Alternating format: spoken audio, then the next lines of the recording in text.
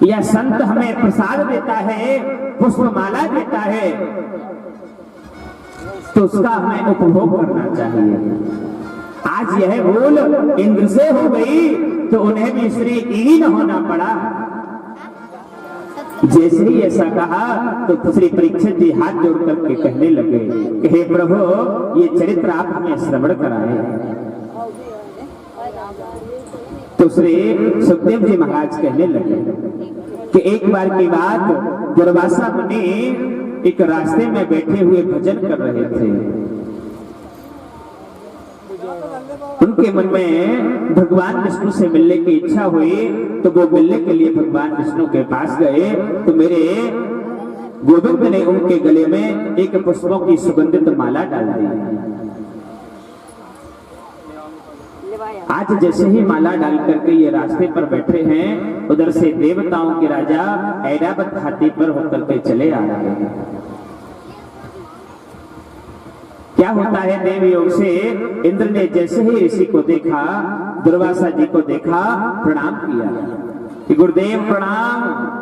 गुरु जी प्रसन्न हो गए, वो माला लेकर के इंद्र के गले में डाल दी। जैसे ही माला गले में डाली, इंद्र प्रसन्न, वहां से आगे बढ़े। वो माला लेकर के इंद्र ने उस ऐरावत हाथी के गले में डाल दी। अब हाथी तो पशु है, वो क्या जाने प्रसाद। उसने लेकर के वो माला जैसे गले से ऐसे की और वो पैरों से वो माला रौंद दी। जैसे वो माला रौंद रहा था, उसी समय दुर्वासा जी ने देख लिया और श्राप दे दिया कि हे इंद्र, तू जा, आज से श्रीहीन हो जाएगा। अब तो देवता श्रीहीन हो गए। इधर शुक्राचार्य जी को पता चला कि इंद्र श्रीहीन हो गया है, तो दैत्यों से कह दिया कि चलो स्वर्ग पर आक्रमण कर दो। सभी दैत्यों ने मिलकर आक्रमण कर दिया। सारा स्वर्ग आज देवताओं से छीन लिया। देवता गिड़गिड़ाते हुए गोविंद की शरण में आए। भगवान ने कहा कि तुम्हारा सारा वैभव आज समाप्त हो गया है। यदि तुम समुद्र मंथन करोगे तो तुम्हें सारा वैभव प्राप्त होगा। जैसे ही ऐसा कहा तो देवताओं ने कहा, हम कैसे समुद्र मंथन करेंगे, ये अकेले तो संभव नहीं है। भगवान ने कहा, तुम दैत्यों से सहयोग लो। देवताओं ने कहा, क्या वो हमारा सहयोग करेंगे? और हम उनसे क्यों कहें? तो मेरे गोविंद ने कहा कि अहे मूषक वध। कहा कैसा? कि कई बार सर्प को भी चूहे से मित्रता करनी पड़ती है। आज जैसे ही ऐसा सुना, उसी समय उन्होंने एक कूटनीति अपनाई कि अरयो पे संदेया सतिकार्योर्थ गौरवे अहिमूषक वद देवा यार्थस्य पदवीं गतहि।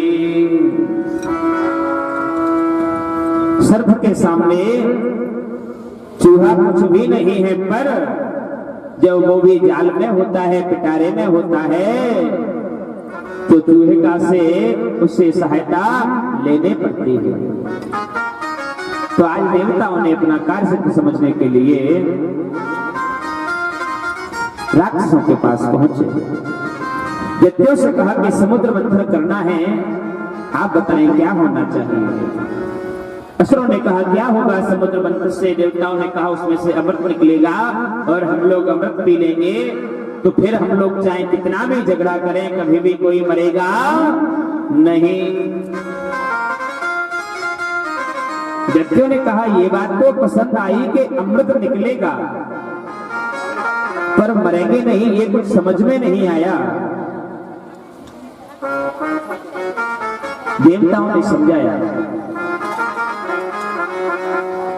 इससे हम हमेशा के लिए अमर हो जाएंगे। सारे राक्षस आज राजी हो गए। असुर हैं, आज आज दोनों लोग मिलकर के समुद्र मंथन हेतु मंदराचल पर्वत को उठाया। पर क्या हुआ, जब किसी की हम पूजा प्रारंभ करते हैं, किसी का जब शुभारंभ करते हैं, तो सबसे पहले क्या करना पड़ता है? श्री गणेश जी का आवाहन करना पड़ता है। पर आज दैत्य ये सब भूल गए, तो आज गणेश जी का आवाहन नहीं किया तो गणेश जी रुष्ट हो गए। जैसे ही उसको उठाया कि मंदराचल एकदम धड़ाम से नीचे गिर पड़ा। जितने भी दैत्य थे उनके हाथ पैर आज टूट गए। कहने लगे हमें नहीं पीना, अमृत हो गया। लो, हम तो पहले ही मना कर रहे थे कि ये देवता जो हमारे पास आए हैं ये अच्छे के लिए नहीं आए, ये हम लोगों को जिंदा नहीं रहने देंगे। उसी समय देवताओं ने उन्हें समझाया। उसी समय भगवान आए। गोविंद ने कहा तुम चलो, इन मंदराचल को लेकर के हम आते हैं। कि गिरे चारों पे गरुड़े हंसते नई के नलीलया। प्रभु ने एक हाथ से मंदराचल को उठाया, गरुड़ पर रखकर समुद्र तट पर पहुंचा दिया। भगवान ने कहा कि जाओ रस्सी का प्रबंध करो। सबने मिलकर वासुकी नाग से कहा कि हे देव, आप समुद्र मंथन में रस्सी बनने का कार्य करें। वासुकी नाग ने कहा कि हमें क्या मिलेगा, तो हम तुम्हारा सहयोग करें। सभी ने कहा थोड़ा अमृत का हिस्सा हम तुम्हें भी पिला देंगे, तुम चलो तो सही। तो आज वासुकी नाग तैयार हो गए, समुद्र मंथन होने जा रहा है। अब देखो, हमारे गोविंद ने देवताओं से कह दिया कि तुम पहले जाकर के आगे लगना। ये जानते हैं कि ये आगे लगेंगे तो जो दैत्य है वो उनसे जिद करेंगे कि नहीं, आगे तो हम लगेंगे। तो जैसे ही देवता आगे पहुंचे, उन्हीं में से दैत्य कहने लगे तुम क्या बड़े बाप के बेटे हो, पीछे पूछ पर हमको लगा रहे हो। पूछ अमंगलकारी होती है, हम पीछे नहीं लगेंगे, चाहे समुद्र मंथन हो या ना हो। अब प्रभु तो चाहते ही ये थे। तो आज राक्षस जो दैत्य है वो आगे लगे और देवता पीछे लग गए। तो जैसे ही मंथन हुआ तो सर्प के गले में से तो विष निकलने लगा। ये गोविंद भगवान की जय। आज जैसे ही समुद्र मंथन चालू हुआ तो सर्प के मुख से विष निकलने लगा। देवता उस विष की ज्वलन से काले पड़ गए। उन्हीं में से एक दैत्य कहने लगा कि तुझको ही जल्दी पड़ी थी आगे लगने की, हम तो उन्हीं के पीछे लगे जा रहे थे। और बल्लो बड़े बाप के बेटे। अब जैसे तैसे समुद्र मंथन हुआ, उसी समय जो पर्वत था वो नीचे को डूबने लगा। जैसे ही नीचे डूबा तो आज मेरे गोविंद एक कछुए का रूप बना करके उस पर्वत को अपनी पीठ पर रख लिया। बोलिए गणेशो भगवान की जय। टिकत्वा कक्षपद्भुतम् महत् प्रविश्य तोयं गिरिमोज्जहार। अब जैसे ही समुद्र मंथन प्रारंभ हुआ तो क्या देखते हैं कि सबसे पहले उसमें से कालकूट नाम का जहर निकला। जहर अब जैसे ही विष के जलाग्नि को देखा देवता घबरा गए। भगवान विष्णु ने कहा घबराओ मत, तो क्यों कि भगवान शंकर का ध्यान करो। देव देव महादेव भूतात्मन भूत भावना त्राहिना शरणापन्ना त्रैलोक्य दहना दिशा।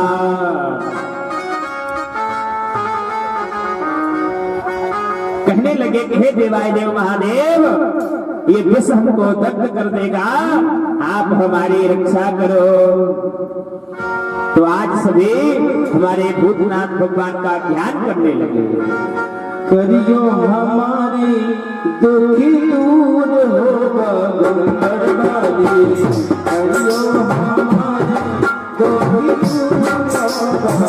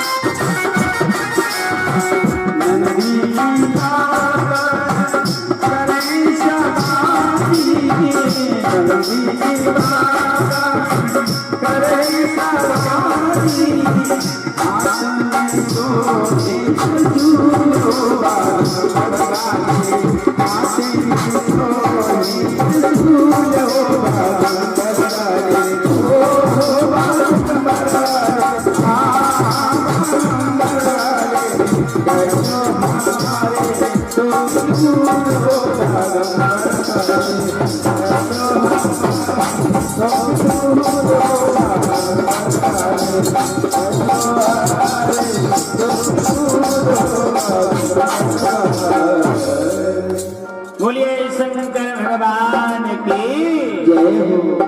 तो आज देवताओं ने भगवान शंकर का ध्यान किया। बाबा आए और कहते हैं कहाँ है लाओ विष। इधर ऊपर से मैया देख रही है। हमने देखा है बाबा पर कोई दूध चढ़ाता है, कोई जल चढ़ाता है, कोई बेलपत्र चढ़ाता है, पर ये तो आज किस लेकर के आ गए। पर हमारे बाबा का नाम क्या है? भोले।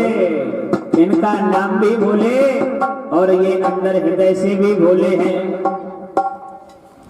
ततः करतलले कृत्य व्यापिहालाहलं विषम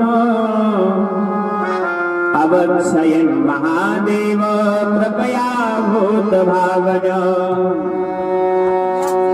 तुरंत अंजलि बनाई, प्रभु का नाम लेकर के जैसे ही मुंह में डालना चाहते थे याद आ गया, क्योंकि जो हमारे भगवान शंकर के हैं इनके हृदय में प्रभु श्री रामचंद्र का वास है।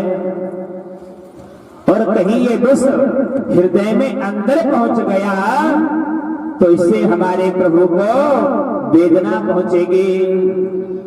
तो जैसे ही ऊपर से राम कह के मुंह खोला और मां बोलते ही मुंह बंद कर लिया, तो जैसे ही हम रा बोलेंगे तो मुंह खुल जाएगा और मां बोलते ही मुंह बंद हो जाता है।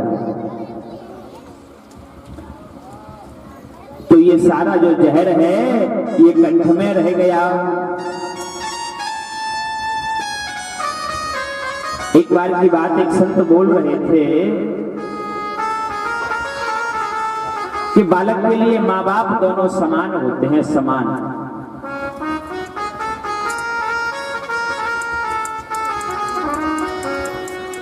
हम भी वहां पर विराजमान थे। आपके गांव की ही बात है। कहा कि बालक के लिए माता पिता समान होते हैं। हमने कहा ये गलत है। कि पंडित जी कैसे? कि बालक जो बात अपनी माता से कह सकता है वो पिता के सामने कभी बोल ही नहीं सकता। कि कैसे?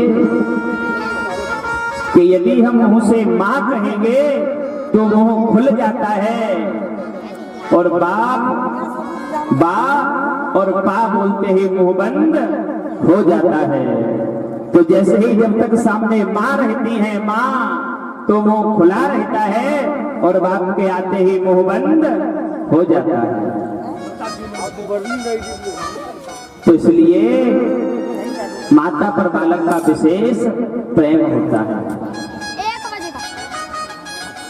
तो आज मेरे प्रभु ने यही किया, रा बोल करके मुंह में जहर डाला और मां बोलते ही मुंह को बंद कर लिया। क्यों?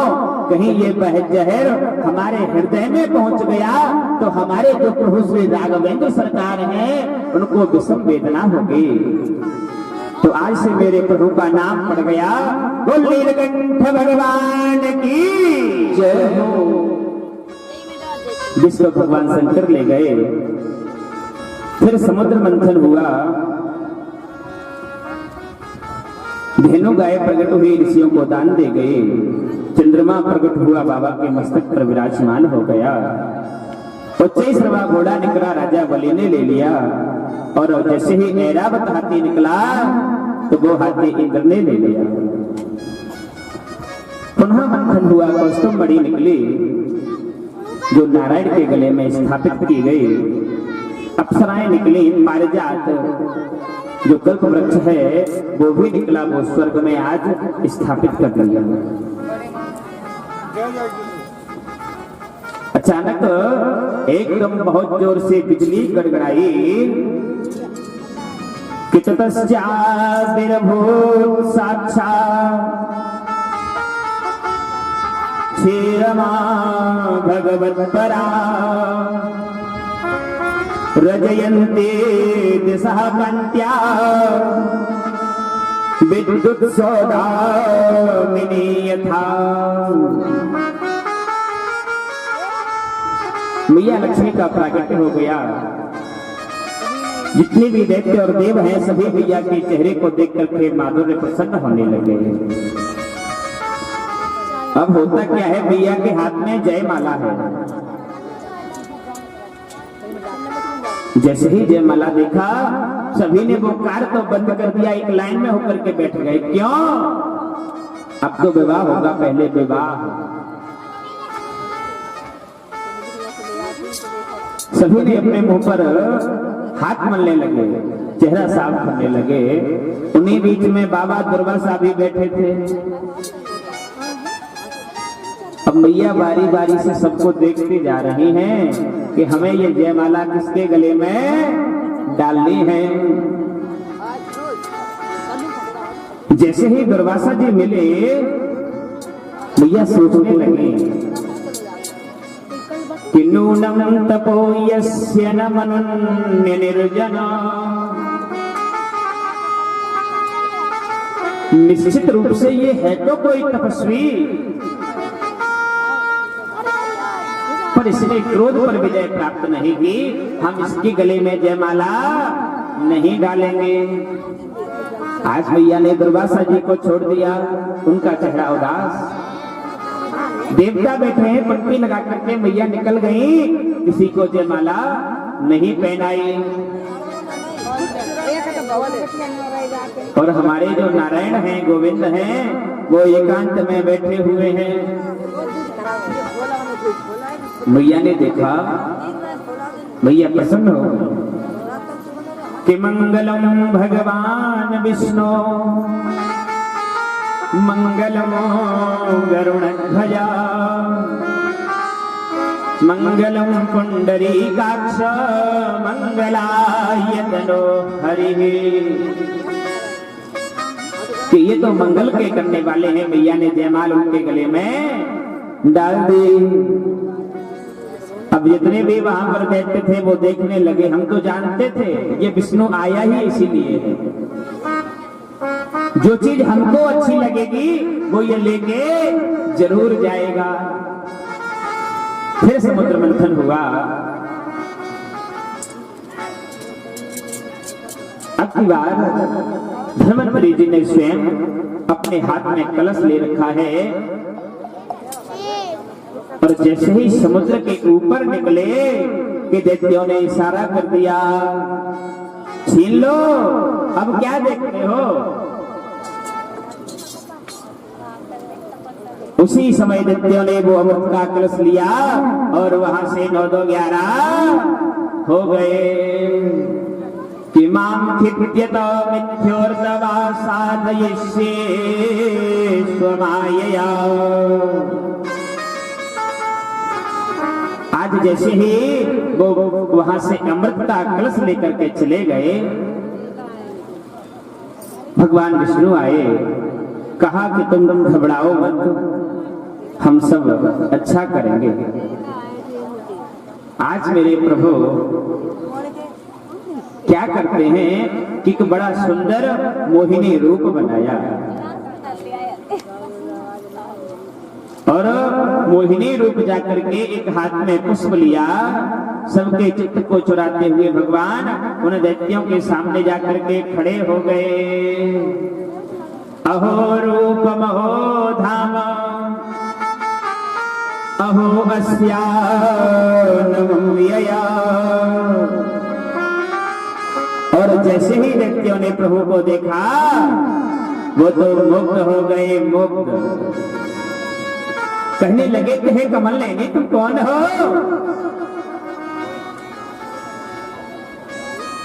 अब दैत्यों ने जैसे ही देखा, इधर वो लोग झगड़ रहे थे कि पहले अमृत को हम पिएंगे, पहले हम पिएंगे। आज मैया ने देखा, मैया ने कहा क्यों, क्या बात है।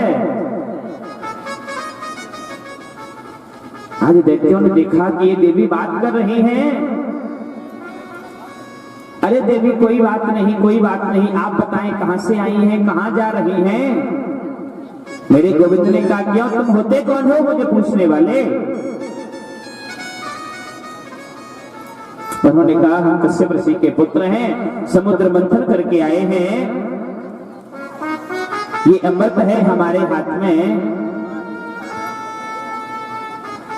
देवी ने कहा हम क्या करें, अमृत है तो। दैत्य कहते हैं देवी जी आप हमारा एक काम करेंगी। प्रभु कहते हैं बोलो क्या। कहे देवी इस अमृत कलश का आप बंटवारा करवा दो, बंटवारा।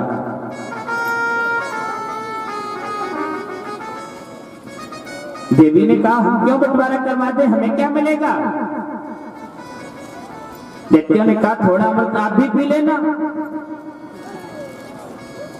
अब प्रभु कहते हैं जानना पहचान मैं तेरा मेहमान, तुम्हें हम पे भरोसा है कि हम तुम्हें ये अमृत पिला देंगे। अरे नहीं देवी, हमने तुम्हारा सौंदर्य देख के नहीं, तुम्हारा स्वरूप देख के हम बोल रहे हैं कि तुम अच्छे घराने से हो, मुझे तुम पर पूरा विश्वास है, तुम हमारे साथ कोई अपराध नहीं करोगी। जैसे ही ऐसा कहा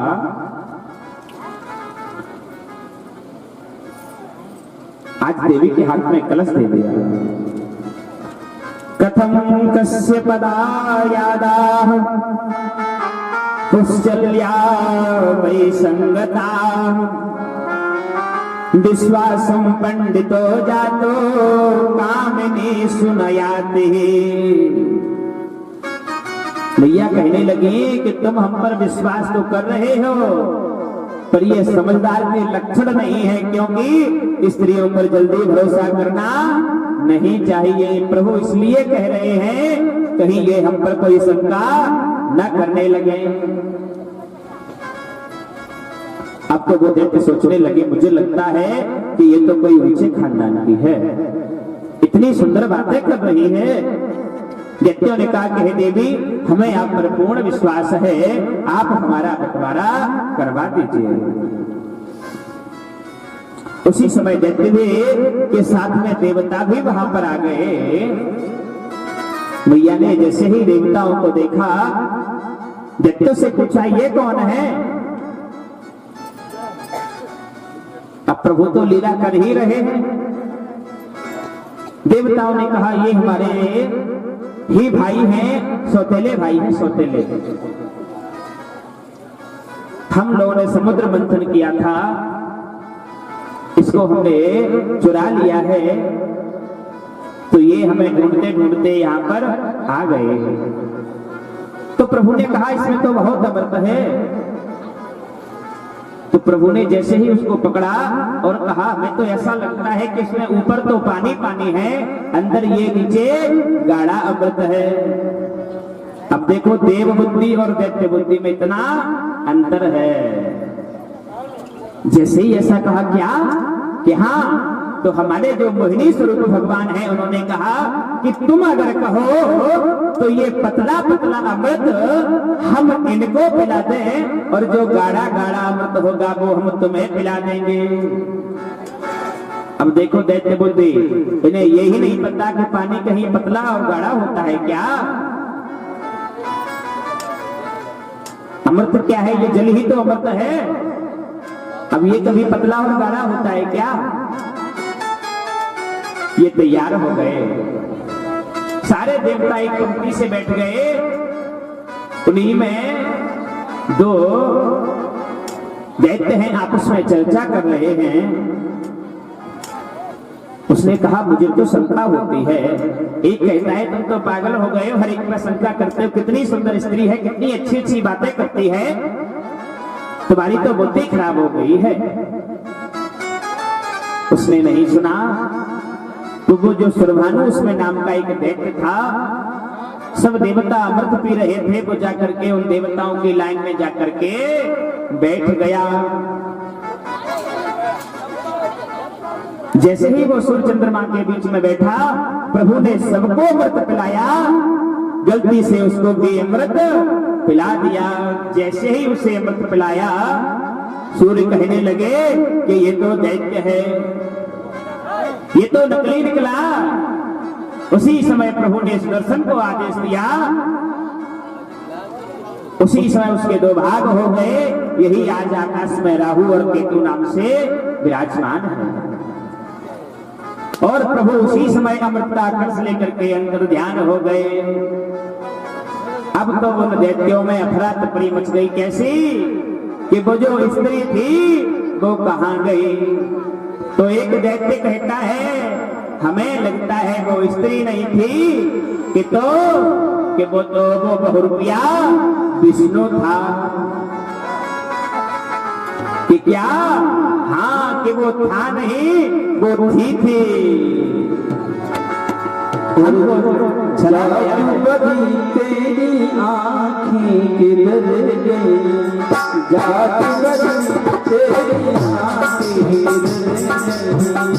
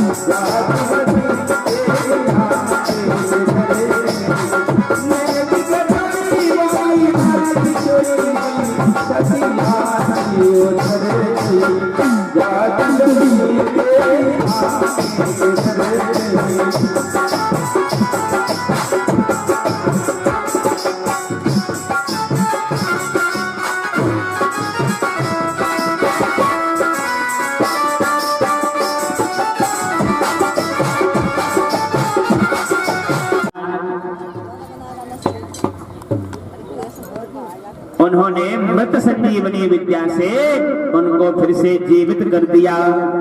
आज जिसको हम लोग कहते हैं महामृत्युंजय, ये मृत संजीवनी विद्या, इसका निर्माण श्री शुक्राचार्य जी महाराज ने किया था। जैसे ही उनको जीवित किया तो राजा बलि कहने लगे कि हे गुरुदेव, हम तो मर ही गए थे, हम पर तो आपने कृपा कर दी।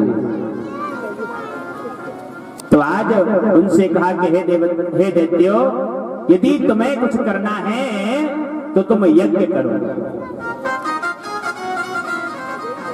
और ब्राह्मणों की सेवा करो, क्योंकि यदि देवताओं के पक्ष में नारायण है तो तुम चिंता मत करो, तुम्हारा गुरु भी तुम्हारे साथ में है, और गुरु मेहरबान तो चेला पहलवान। आज गुरु की कृपा हो गई राजा बलि पर, खूब ब्राह्मणों की सेवा की, एक बड़ा भारी यज्ञ किया। उस यज्ञ में से उन्हें एक सुंदर रथ प्राप्त हुआ, अस्त्र शस्त्र प्राप्त हुए। उसी रथ में बैठ करके उन्होंने देवराज इंद्र पर धावा बोल दिया। ये जो कुर्सी की जो लड़ाई है, ये आज की नहीं है, ये तो ऊपर से ही चली आ रही है। आज सिंहासन तुम्हारा है तो कल हमारा और परसों किसी और का है। आज देवताओं को उन्होंने मार के भगा दिया। सीधा वो भगवान विष्णु के पास में गए। भगवान विष्णु ने कहा कि आज उन पर उनके गुरु की कृपा हो गई है, आज तुम चाहो तो हम भी राजा बलि से युद्ध नहीं कर सकते। देख लो गुरु की कृपा, गुरु कृपा के आगे आज भगवान विष्णु बोल रहे हैं कि आज हम बलि से युद्ध नहीं कर सकते। आज देवता दर बदर भटकने लगे। इधर उनकी जो माता है अदिति, देखो क्या होता है, यदि पुत्र संकट में होता है तो सबसे ज्यादा पीड़ा माता को होती है। आज मैया ने आकर के कश्यप जी से कहा कि हे देव, मेरे बालक दर बदर भटक रहे हैं। कि कैसे? कि दैत्यों ने देवेंद्र से राज लिया सब छीन, पुत्र सहित प्रभु आपके अतिथि भई श्रीहीन। आज हमारे पुत्र दर बदर के भटक रहे हैं। हमारे पुत्रों ने द्वितीय के पुत्रों का कोई विरोध नहीं किया था, पर उनके पुत्रों ने हमारे पुत्रों को घर से बेघर कर दिया। आज कश्यप जी प्रसन्न हो गए। उन्होंने कहा कि तुम एक पयोव्रत नाम का व्रत करो, उससे तुम्हारे घर में स्वयं भगवान का जन्म होगा और वही तुम्हारे बालकों को ये श्री फिर से दिलाए देंगे।